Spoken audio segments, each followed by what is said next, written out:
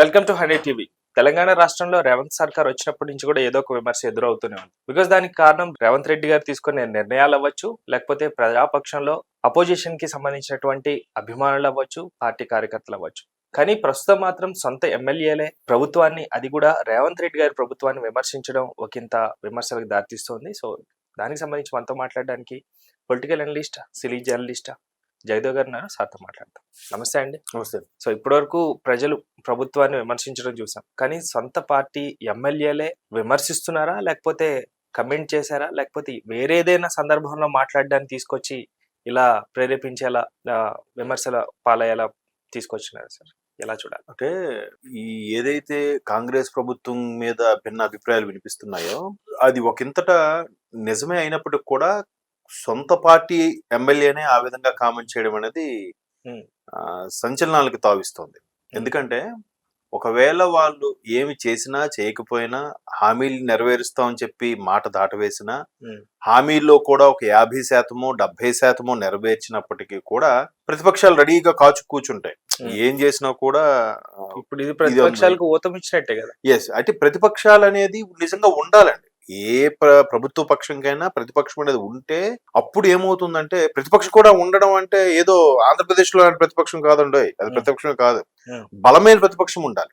గట్టిగా వాదించి, అవసరమైతే వాకౌట్ చేసి, అవసరమైతే ప్లకార్డులతో ఆ పోడియం వరకు వెళ్ళి ప్రదర్శించి సభని స్తంభింప చేసేంత కాకపోయినా గౌరవంగా విమర్శిస్తూ చురకలు పెడుతూ వాళ్ళని అది చేసి ఇది చేసి విమర్శలు చేయొచ్చు మర్యాద పూర్వకంగా. అలా చేయడం వల్ల ప్రభుత్వం కూడా always there will be always in attention position.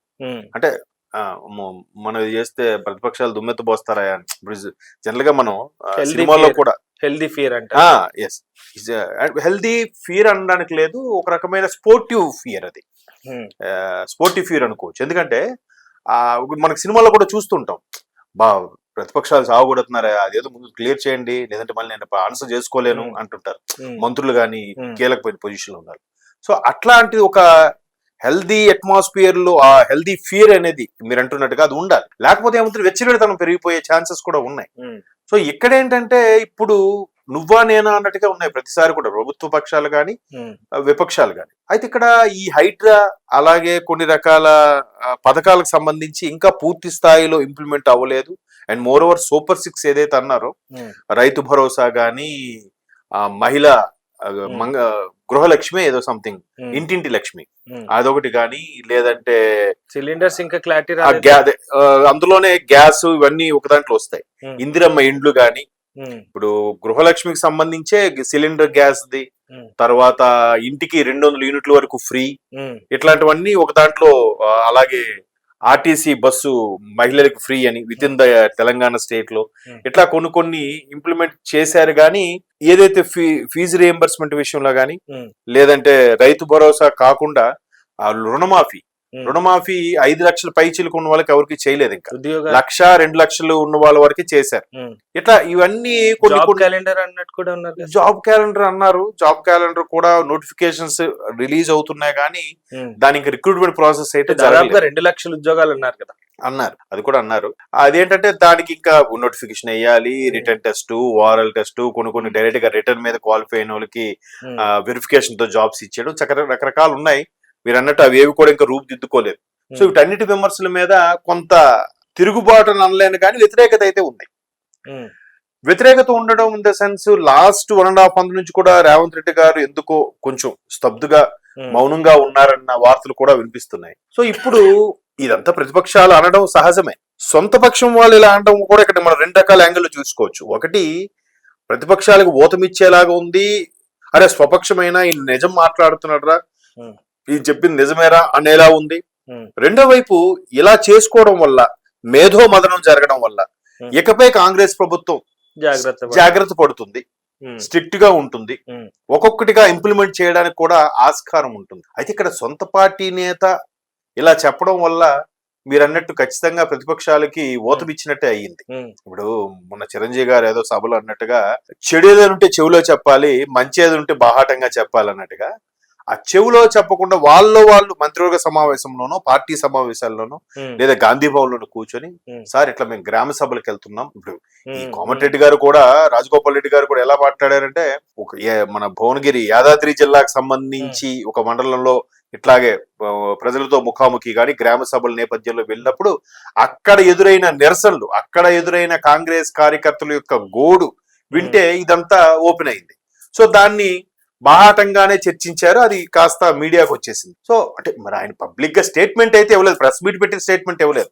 ఆయన అక్కడ దాని గురించి ఆ సభల్లో మాట్లాడిన విషయం బాహాటంగా చెప్పడం వల్ల మొత్తం మీద ఈ విషయం బయటకు వచ్చి, సీక్రెట్ మీటింగ్ అయితే కాదు కాబట్టి ఎట్లయినా రావచ్చు, ఎవరైనా తీయొచ్చు, మీటింగ్ వెళ్ళిన వాళ్ళు అవ్వచ్చు, ఆ గ్రామస్తులు అవ్వచ్చు. ఎలాగూ ఇప్పుడు కోమటిరెడ్డి గారు, మంత్రి కోమటిరెడ్డి గారు స్వయాన తమ్ముడైన మొదటి నుంచి కాంగ్రెస్ లో ఉంటూనే కరడగట్టిన నాయకులు వీళ్ళు. సో అటువంటి వాళ్ళు కాంగ్రెస్ కి మచ్చగా వస్తుందన్న, కాంగ్రెస్ కి హానికరమైన మాటలు ఎవరైనా అన్నా కూడా వీళ్ళు తట్టుకోలేరు. వాళ్ళనే కాదు, పార్టీలో ఎవరున్నా కూడా. బట్ ఈయన ఇలాగ మాట్లాడడం అనేది చూడాలి. మరి ముఖ్యమంత్రి రేవంత్ రెడ్డి గారు గాని, పార్టీ అధిష్టానం గాని, పిసిసి చీఫ్ గా మొన్న రీసెంట్ గా ఎన్నికైన పేరు మర్చిపోయాను, ఆ సార్ గాని మొత్తం మీద కూర్చొని డిస్కస్ చేసుకొని ఒక కొలిక్కి వచ్చేలా చేస్తే బాగుంటుంది. ఒక విధంగా సొంత పార్టీలోనే ఈ విధమైన విమర్శ వచ్చినట్టయితే ఒక విధంగా మంచిదే కదా, అది సెటరేట్ చేసుకోవడానికి ఆస్కారం. అంతేగాని నేను ఎలా ఓడిపోయానో తెలియదు, నాకు ఈ ఆప్యాయతలు అభిమానాలు ఏమయ్యాయని అంటే అది ఎప్పుడు రియలైజ్ అవుతాడు. మనిషి అన్నవాడు పొరపాట్లు చేయడం సహజం, అది ఎవరైనా ఏ స్థాయిలో ఉండే వ్యక్తి అయినా. ఆ పొరపాటు నుంచి ఓవర్కమ్ అయ్యారనుకోండి, ఓహో ప్రజల్లో గ్రౌండ్ రిపోర్ట్ ఇలా ఉంది, ఓహో ఇలా అనుకుంటున్నారు. సో మనం దాన్ని ఖచ్చితంగా రూపుమాపడానికి, దాన్ని ఖచ్చితంగా ఆ పేరుని, ఆ చెడ్డ పేరుని ఏదైతే ఉందో అది పూర్తిగా నిర్మూలన చేసి మంచి పేరు తెచ్చుకోవడానికి ప్రయత్నించేలాగా ప్రభుత్వాలు అనేది పాటుపడాలి, పని చేయాలి కూడా. పని చేయడం అంటే ఇలాగ అప్పుడప్పుడు చురకలు పెట్టే వాళ్ళు కూడా ఉండాలి సొంత పార్టీలో. ఎప్పుడైనా సరే మన చుట్టూ ఉండే వాళ్ళు కూడా సరైన విమర్శకుడే మన ఎదుగుదల కోరుకుంటాడు. మనకి విమర్శించి అరే నువ్వు అలా మాట్లాడడం కరెక్ట్ కాదు, రేపొద్దు నీకు అది బ్యాడ్ అవుతుంది, నీ రాజకీయ భవిష్యత్తుకి ఇబ్బంది కలుగుతుందని చెప్పేవాడు ఉండాలి. అంతేగాని నువ్వేం చేసినా బా అన్నా నువ్వు సూపర్ అన్నా.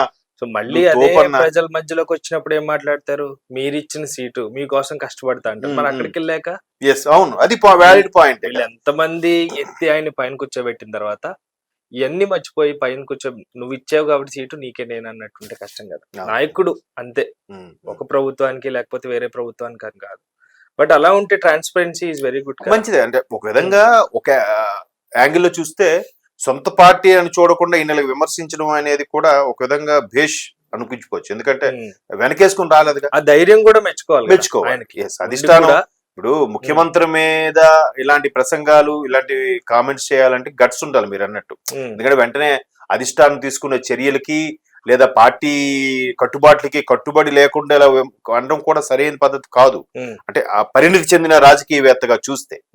బట్ ప్రజల పక్షానగా నిలబడే వ్యక్తిగా చూస్తే గుడ్, మంచిని మంచిగా చెప్పాలి, చెడుని చెడుగా చెప్పాలి. అప్పుడే ఇలాంటి పార్టీలు కలకాలం వర్ధిల్లుతాయి.